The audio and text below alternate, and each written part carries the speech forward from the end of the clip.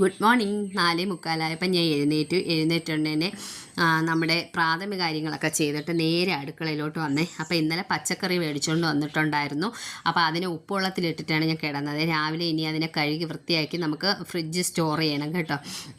ഞാൻ ഈ പച്ചക്കറി മേടിച്ചിട്ട് വരുമ്പോഴത്തേക്ക് ഒന്നേ ഉപ്പുവെള്ളത്തിൽ അല്ലെങ്കിൽ മഞ്ഞൾപ്പൊടി വെള്ളത്തിലൊക്കെ മുക്കി വയ്ക്കാറുണ്ട്. അതിൻ്റെ വിഷം പോകുമെന്നാണ് പറയുന്നത്. അതിൽ എത്രത്തോളം സത്യം ഉണ്ടെന്നൊന്നും എനിക്കറിയില്ല. എന്തായാലും ഞാൻ കുഞ്ഞുങ്ങൾക്കൊക്കെ കൊടുക്കാനുള്ള പച്ചക്കറി ആയതുകൊണ്ട് അങ്ങനെ ചെയ്താണ് ഉപയോഗിക്കുന്നത്. ഇത് അരി കഴുകിയ വെള്ളമാണ് ചെടികൾക്ക് ഒഴിച്ചു കൊടുത്തത്. കാരണം ഇന്നലെ മഴ പെയ്തില്ല, നല്ല വെയിലുണ്ടായിരുന്നു. അപ്പോൾ ചെടികൾക്ക് വെള്ളം കിട്ടിയില്ല. അപ്പോൾ ഇന്ന് രാവിലെ ഞാൻ ആ വെള്ളം നമുക്ക് വേസ്റ്റ് വരുന്ന വെള്ളം എടുത്ത് ചെടികൾ കൂടെ ഒഴിച്ചു കൊടുക്കും. അപ്പോൾ അത് ആ പച്ചക്കറിയെല്ലാം കഴുകി വൃത്തിയാക്കി വാരി കണ്ടെയ്നറിൽ നിറച്ചിട്ടുണ്ട്. ഇത് ഒരാഴ്ചത്തേക്കുള്ള നമുക്ക് ഓട്ടിക്കാനുള്ള പച്ചക്കറികളാണ്. കാരണം പിള്ളേർക്ക് സ്കൂളിൽ ചോറ് കൊണ്ടുപോകണമല്ലോ.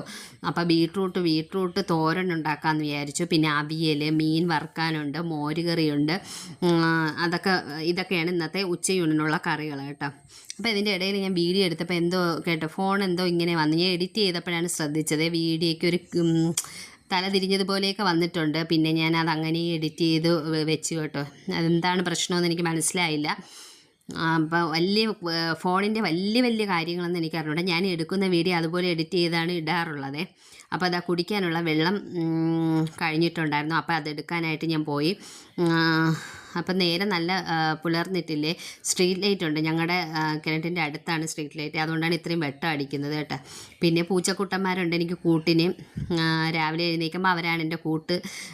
പിന്നെ തോരത്തിനുള്ളത് ആക്കിയിട്ടുണ്ട്. തോരത്തിന് അരപ്പരച്ചിട്ട് അതൊന്ന് വേവിച്ച് മാറ്റിയെടുക്കും. പിന്നെ ചോറും 6 മണിയായപ്പോഴേക്കും ചോറും ഒരുവിധം ആയിട്ടുണ്ട്.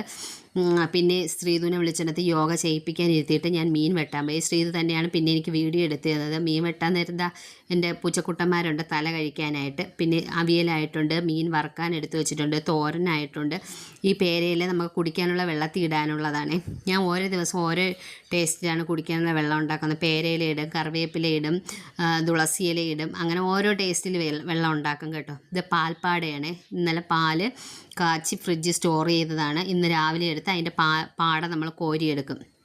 ഇങ്ങനെ പാട കോരി മാറ്റിയാൽ നമുക്ക് നല്ല അടിപൊളി ബട്ടറും നെയ്യൊക്കെ ഉണ്ടാക്കാം കേട്ടോ. അത് ഞാൻ വീഡിയോ ഇട്ടിട്ടുണ്ട് മുന്നോട്ടുള്ള വീഡിയോയിൽ നിങ്ങൾക്ക് കാണാം.